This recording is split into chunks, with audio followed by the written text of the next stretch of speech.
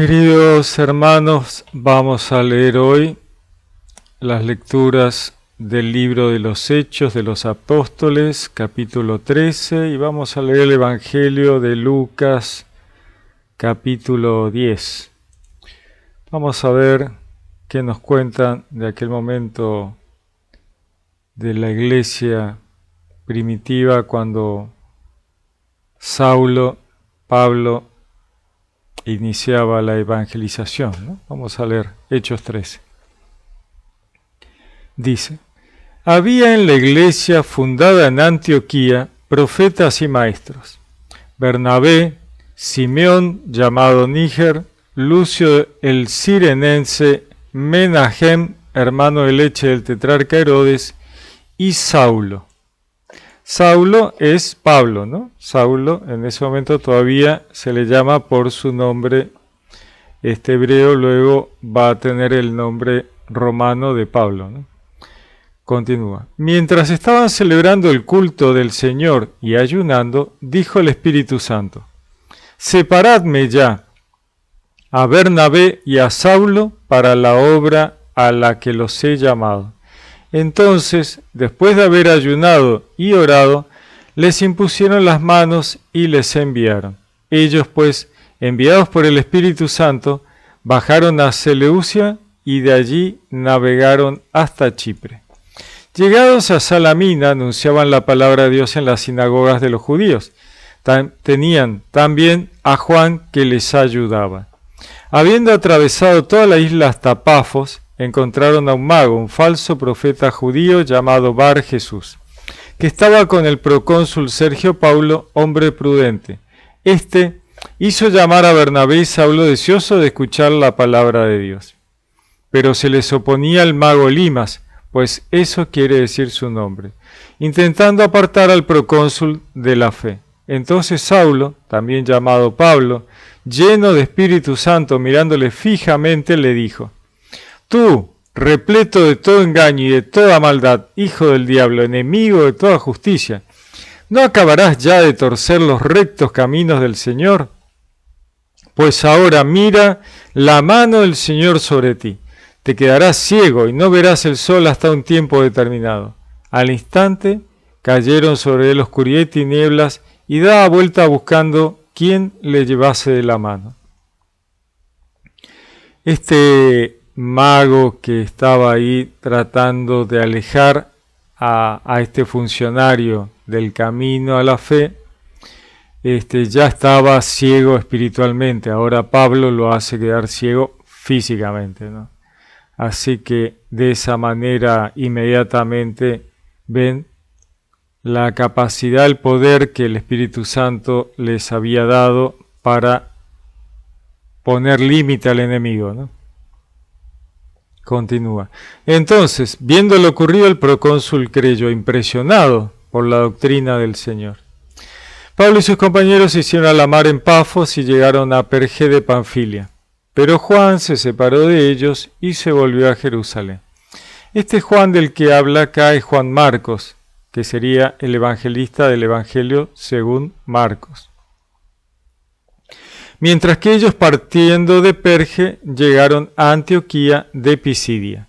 El sábado entraron en la sinagoga y tomaron asiento. Pablo, cuando iba a una ciudad nueva, lo primero que hacía era ir a la sinagoga donde estaban los judíos, porque primero él quería llevar la buena nueva, el evangelio, todo lo que ellos querían dar testimonio de Jesús, lo querían dar primero que nada a los judíos, obviamente porque el Mesías era judío, el Mesías es judío, ¿no es cierto?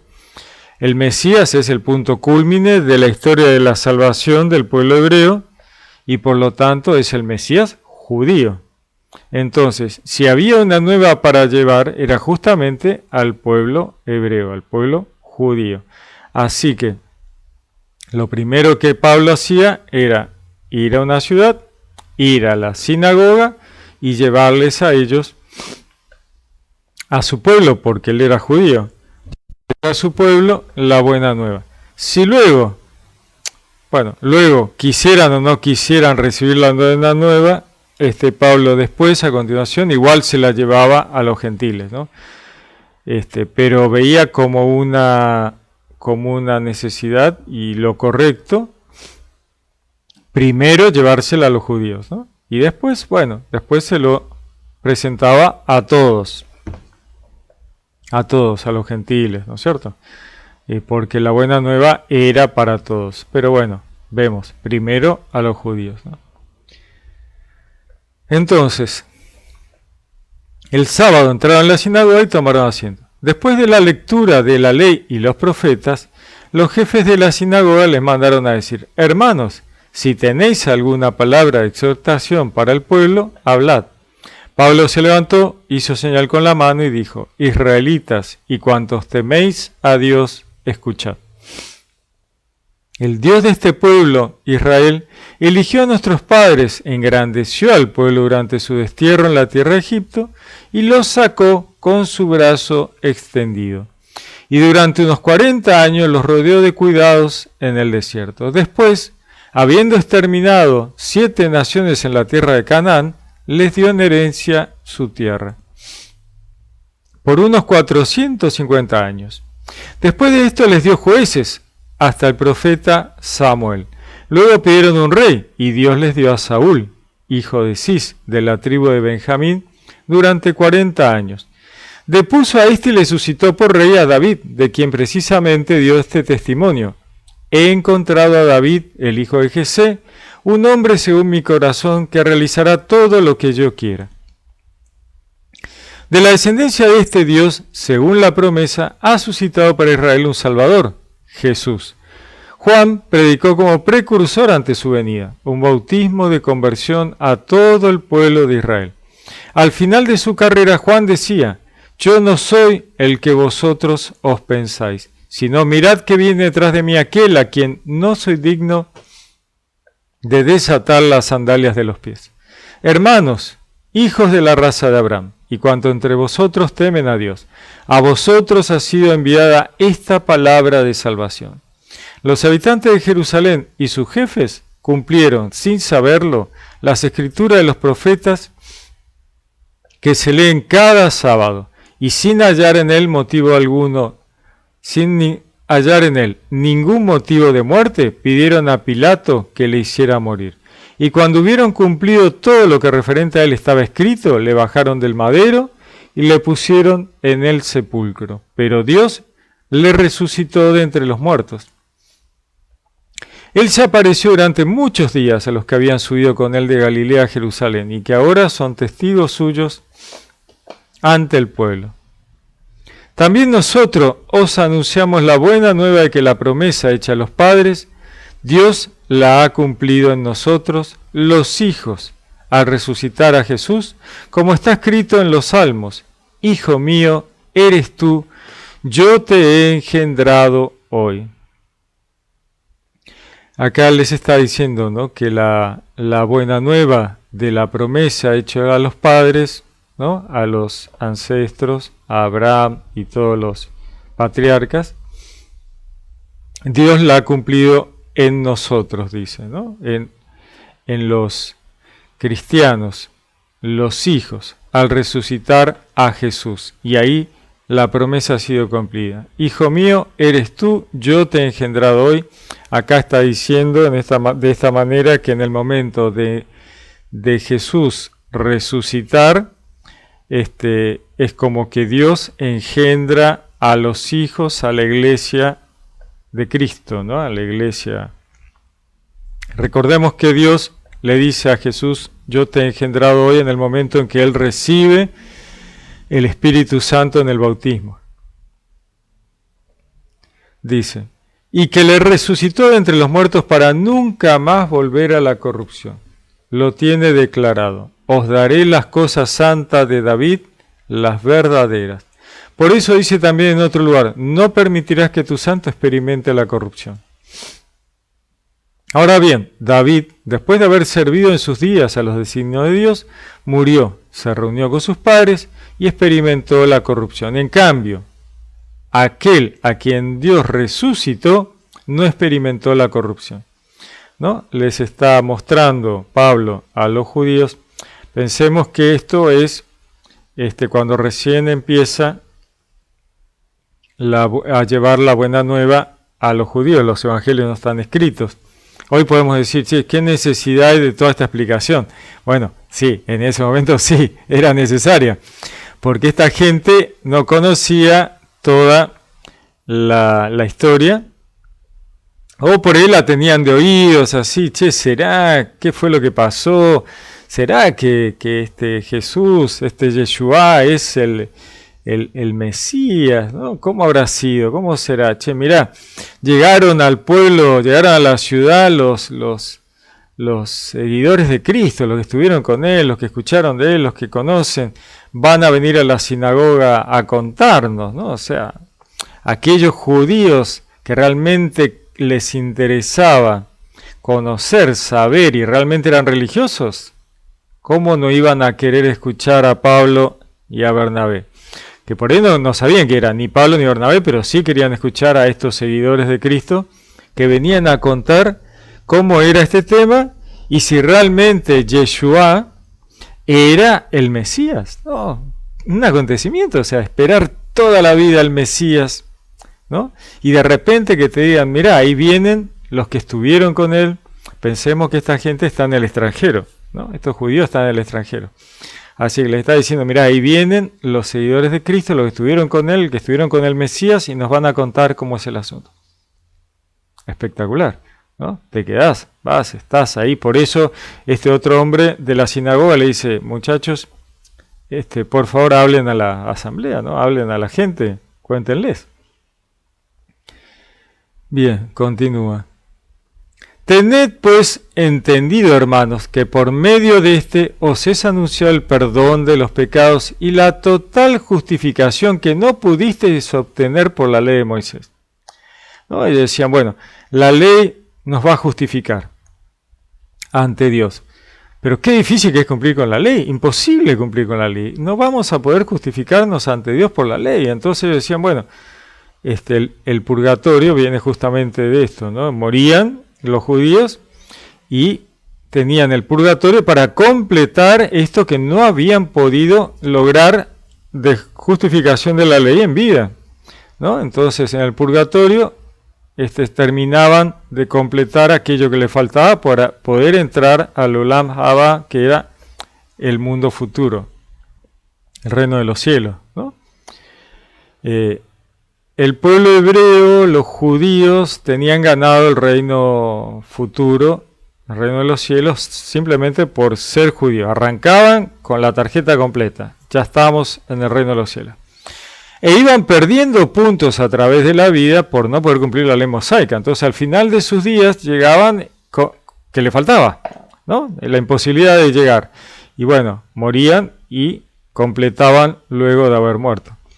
Al revés, digamos, ¿no? Del cristiano. El cristiano, sí, obviamente que si uno muere siendo muy chiquito, entras directo, así, ¿no? Un alma jovencita, sin haber hecho nada, entra directo con Dios.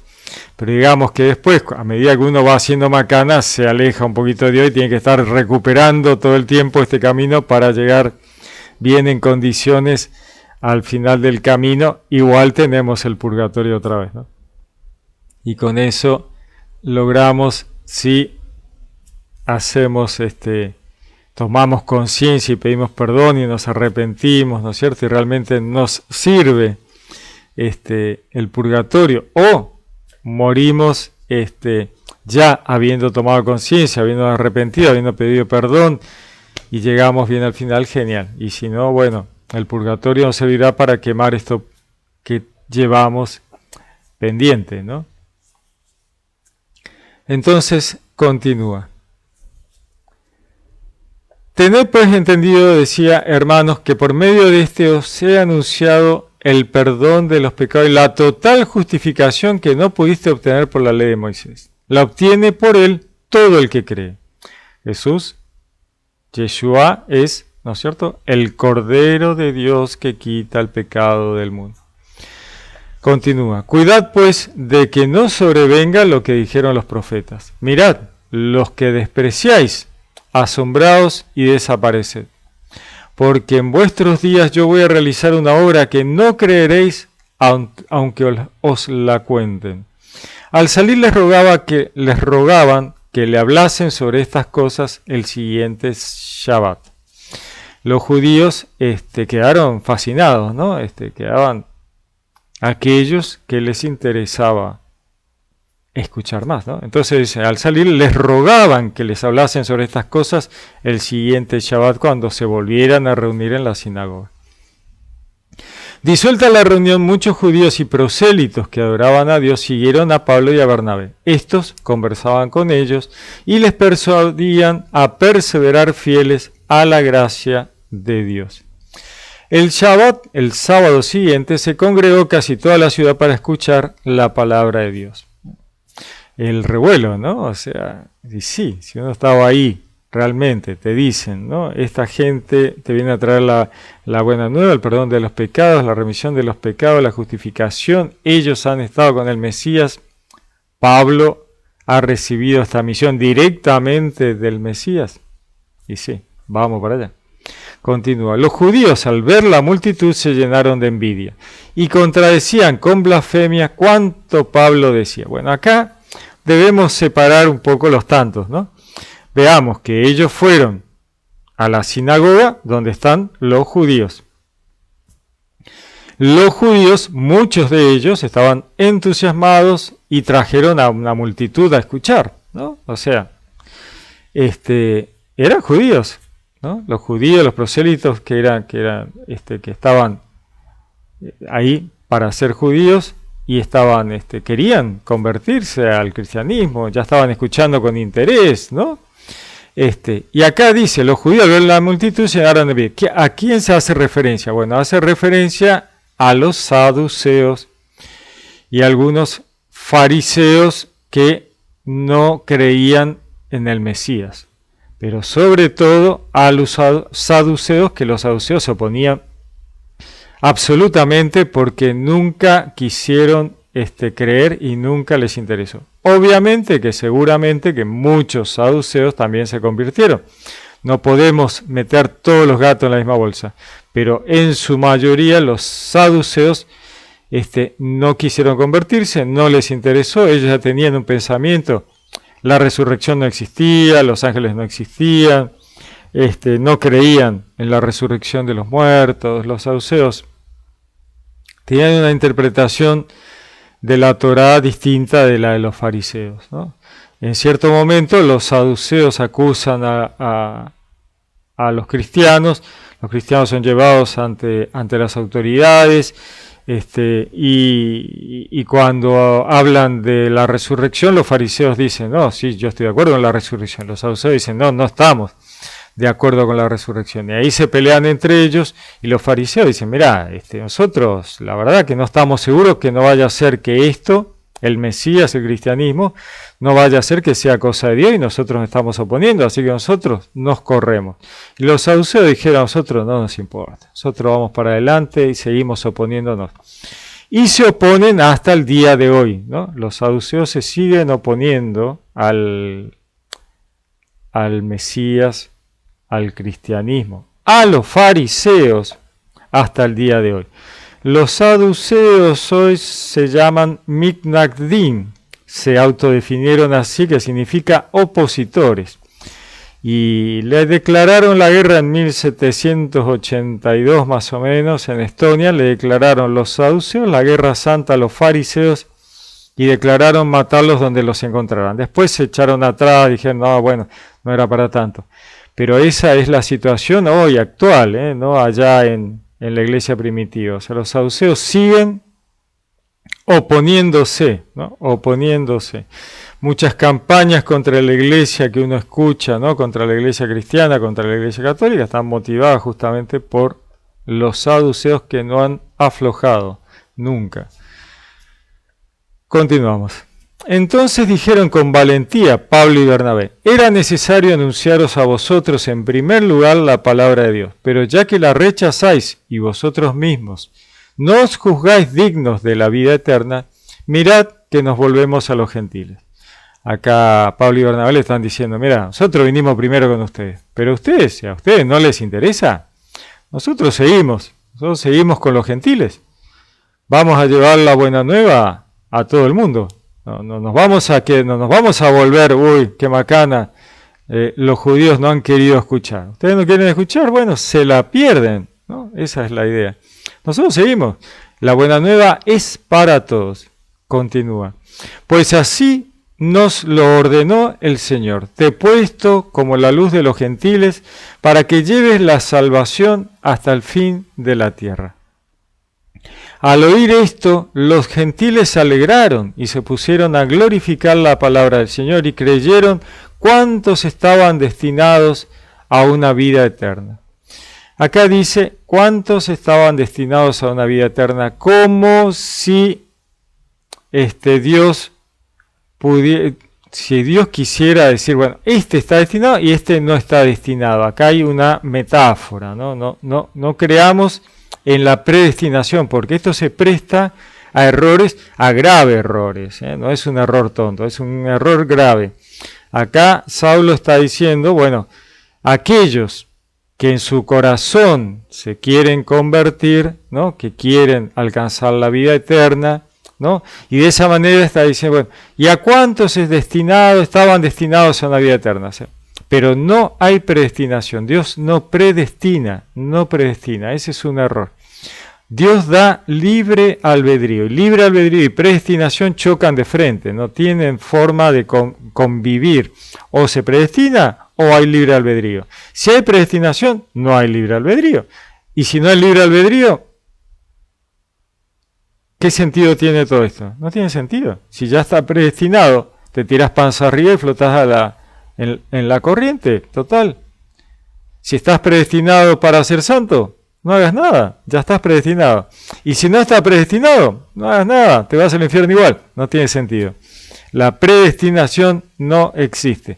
Por eso Dios dice, hagan lo correcto, yo les digo lo que tienen que hacer, si ustedes no quieren, bueno, van a tener. Si lo hacen bien, el cielo, si no lo hacen bien, bueno, van a tener que arrepentirse, van a ir al purgatorio. Y si siguen el enemigo y no cejan en convertirse, bueno, se perderán como se pierde el enemigo, como vemos en las revelaciones de Juan. El libre albedrío elimina la predestinación. Toda la creación está predestinada por Dios a la santidad, pero de manera general, simplemente porque Dios no va a hacer algo para mal, no va a hacer algo para perdición. Entonces, no hay que confundir. Dios hace la creación buena y santa, pero vos elegís de qué lado querés estar, en tu libre albedrío. Así que no tomemos mal las palabras de Pablo. Continúa. Y la palabra del Señor se difundía por toda la región. Pero los judíos incitaron a mujeres distinguidas que adoraban a Dios y a los principales de la ciudad promovieron una persecución contra Pablo y Bernabé y les echaron de su territorio.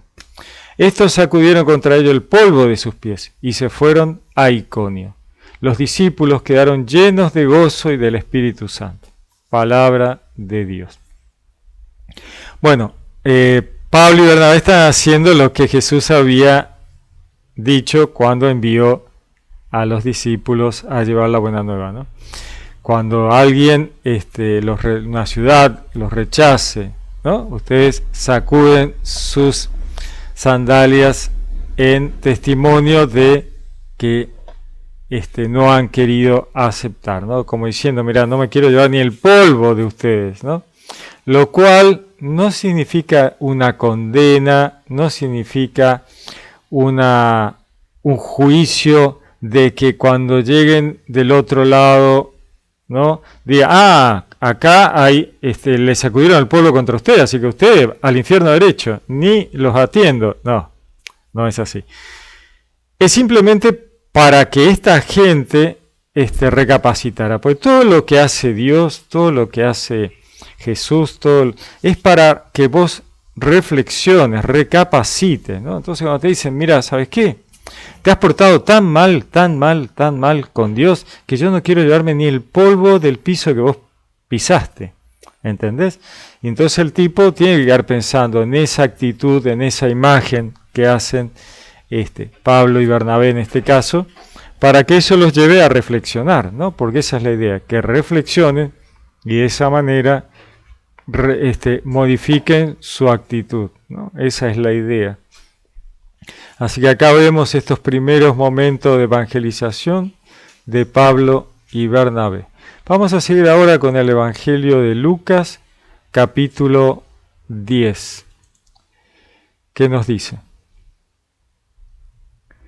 Después de esto designó el Señor a otros 72 y los envió de dos en dos delante de sí a todas las ciudades y sitios a donde él había de ir. Bueno, acá tenemos el paralelismo, ¿no?, entre Hechos y el Evangelio de Lucas, ¿no? El envío de la evangelización, de llevar la buena nueva. Continúa. Y les dijo: la mies es mucha y los obreros pocos. Rogad pues al dueño de la mies que envíe obreros a sus mies, ¿no? Como diciendo, miren, hay mucho trabajo por hacer, somos pocos, ustedes son pocos, pídanle a Dios que les envíe más misioneros, ¿no? Más gente que quiera unirse a la tarea misionera para ayudar a llevar el Evangelio. Continúa. Id, mirad que os envío como corderos en medio de lobos. No llevéis bolsa, ni alforja, ni sandalias, y no saludéis a nadie en el camino, ¿no? Acá Jesús les está diciendo, mire, vayan con lo que tienen, no hagan ostentaciones, no lleven dinero, no hagan ¿no? Humildes, pobres y humildes, así se van, ¿no? Ni bolsa, ni alforja, ni sandalias, o sea, lo imprescindible, ¿no? No saluden a nadie en el camino, no se queden paveando por el camino, no se pongan a hablar con todo el mundo, a charlar, no van a terminar nunca con esto, o sea, derecho a hacer lo que tienen que hacer. En la casa, continúa, en la casa que entréis, decid primero, paz a esta casa. Y si hubiera allí un hijo de paz, vuestra paz reposará sobre él. Si no, volverá a vosotros. Una idea linda, ¿no? Este tema de la paz, ¿no? A esta casa, ¿no? Y si hay alguien que tiene el corazón dispuesto para ya recibir esta energía de Dios, esta paz de Dios, ¿no? Esto del Espíritu Santo va a reposar sobre él y con todo lo que eso significa, ¿no es cierto? Alguien que recibe esta paz del Espíritu Santo inmediatamente va a tener este cambio fundamental, ¿no? Dice, y si no, vuelve con ustedes, ¿no? Lo de esta paz del Espíritu Santo, bueno, vuelve con ustedes. Permaneced en la misma casa, comiendo y bebiendo lo que tengan, porque el obrero merece su salario, ¿no? Como diciendo, miren, no tengan vergüenza en quedarse y comer de lo que les ofrezcan, no se sientan mal, porque están realizando un trabajo y todo obrero merece un salario. Así que coman lo que tengan, tampoco se pongan en estrellas, ¿no es cierto? No, esto no me gusta, aquello no me gusta, yo quiero otra cosa. Bueno, no. No vayáis, dice, de casa en casa, o sea, no anden dando vueltas, ¿no? O sea, sean lo más tranquilos posible. Van a una casa, la que ustedes consideren que sea la que mejor los va a recibir, los que quieran recibirlo, y se quedan ahí. En la ciudad, dice, en la ciudad en que entréis y os reciban, comed los que os pongan. Curad los enfermos que haya en ella y decirles, el reino de Dios está cerca de vosotros. Bueno, acá hay un tema con la comida, ¿no? Porque los judíos solo comen comida kosher, ¿no? Hay cosas puras, cosas impuras. Y acá Jesús le dice, mire, vayan y coman lo que les pongan adelante, ¿no? Se pongan a hacer problema con la comida, porque si no, es una dificultad para la evangelización, ¿no? O sea, lo mismo que después le pasa a Pedro, cuando le aparece el cartel a él y le dice, mira, Pedro, mata y come, dejate de bromar, ¿no? Aceptá que es más importante la evangelización que mantenerse firme al tema de la comida, ¿no? Es mucho más importante la evangelización. Continúa. Curad a los enfermos que haya en ella y decirles, el reino de Dios está cerca de vosotros. En la ciudad en que entréis y no os reciban, salid a sus plazas y decid, hasta el polvo de vuestra ciudad que se nos ha pegado a los pies, os lo sacudimos. Pero sabed con todo que el reino de Dios está cerca. Esto que hablábamos antes, ¿no? O sea, testimonio para aquellos que los han despreciado. Miren, ustedes se han portado mal. Yo no quiero llevarme ni el polvo a ustedes, pero y todo así, el reino de Dios está cerca, conviértanse, recapaciten, ¿no? Nadie los abandona. Dice, continúa, os digo que en aquel día habrá menos rigor para Sodoma que para aquella ciudad.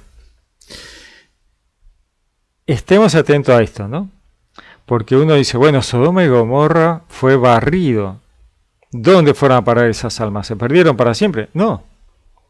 Las almas de Sodoma y Gomorra, que era un lugar terrible, o sea, tremendo, que Dios tuvo que mandar fuego del cielo para hacerla desaparecer, esas almas están con Dios esperando el juicio, ¿no? Para ver si a ellos también les toca la resurrección. Dice, os digo que en aquel día del juicio, ¿no? Habrá menos rigor para Sodoma que para estos que están negando aceptar la buena nueva de Jesús. Es muy impresionante, ¿no? Porque pensábamos que los de Sodoma y Gomorra eran los peores, ¿no? Sin embargo, Sodoma y Gomorra no tuvieron las muestras, el aviso, las señales de Jesús, ¿no? Y Jesús no estaba ahí al lado para decirles, che, conviértanse, ¿no? Continúa, ay de ti, Corazín, ay de ti, Betsaida, porque si en Tiro y en Sidón se hubieran hecho los milagros que se han hecho en vosotras, tiempo ha que sentados con Sayal y Sanisa se habrían convertido. ¿No? Acá le está diciendo lo mismo, ¿no? Dice, por eso en el juicio habrá menos rigor para Tiro y Sidón que para vosotras. Y tú, Cafarnaún, hasta el cielo te vas a encumbrar, hasta el Hades te hundirás. Quien a vosotros os escucha, a mí me escucha. Y quien a vosotros os rechaza, a mí me rechaza. Y quien me rechaza a mí, rechaza al que me ha enviado. Muy interesante, ¿no? Porque Jesús está dando así un juicio durísimo contra quienes rechazaran la buena nueva, rechazaran a Jesús, y al rechazar la buena nueva, rechazan a Jesús, rechazan a Dios, ¿no? Pero recordemos que Saulo, justamente era de estos, de los que rechazaron la buena nueva, rechazaron a Jesús, ¿no? Sin embargo, Jesús lo busca en el camino a Damasco. Le dice, Saulo, Saulo, ¿por qué me persigues? ¿No? Y Saulo se convierte, o sea, Jesús se ocupa de Saulo, se ocupa de uno de estos, de aquellos tremendos que los rechazan ahora. No quiero saber nada con ustedes. O sea, la misericordia de Dios, ¿no? Dios no quiere que nadie se pierda, ¿no? Vemos en las revelaciones de Juan en el Apocalipsis cómo Dios hace de todo para ir rescatando las almas a medida que se van convirtiendo, las va llevando al cielo, porque no quiere que nadie se pierda y hace todo lo posible para que todos se conviertan, ¿no? Regresaron, continúa, los 72, alegres, diciendo, Señor, hasta los demonios se nos someten en tu nombre. Él les dijo, yo veía a Satanás caer del cielo como un rayo. Mirad, os he dado el poder de pisar sobre serpientes y escorpiones, y sobre todo poder del enemigo, y nada os podrá hacer daño. Pero no os alegréis de que los espíritus se os sometan. Alegraos de que vuestros nombres estén escritos en los cielos. Muy interesante, ¿no? Él le dice, mientras ustedes estaban llevando la buena nueva y la gente se convertía, los demonios se sometían, Jesús dice, yo veía a Satanás bajar del cielo como un rayo, enfurecido, enloquecido, ¿no? Porque todo su trabajo se desmorona, ¿no? Todo lo que el enemigo trataba de hacer para frenar el proyecto de Dios está destruyéndose. Y avanza el Evangelio, avanza Jesús, avanza el perdón de los pecados, el rescate de la humanidad, ¿no? Así que viene ahí Satanás enloquecido para ponerle un freno al asunto, para detenerlo. Bueno, es lo que vemos luego en toda la pasión de Jesucristo, como el enemigo trata de pararlo, trata de matarlo, trata de que Jesús se baje de la cruz, trata de que, ¿no? De que Jesús abandone, de que no muera en la cruz, de que, ¿no? Bueno, y no lo logró. Obviamente. Y lo vemos en las revelaciones de Juan. En el Apocalipsis vemos cómo, cuando abren los sellos, el primer jinete que sale es el jinete blanco, que es Jesús, llevando el arco y la flecha, el Evangelio, ¿no? Que sale, ya nos cuenta Juan el final de la historia, nos dice, sale vencedor para seguir venciendo. Ya está, se terminó. O sea, ¿no? Nos hizo el spoiler de toda la película, ¿no? Ya está, vencedor, ya venció al enemigo, le ganó. Y para seguir venciendo, o sea, no es un triunfo momentáneo y pasajero, sino es un triunfo para siempre, ¿no? Muy bien, hermosas lecturas. Les deseo una linda semana. Que Dios los bendiga. Los saludo con gran afecto. Les habló Pablo Castro.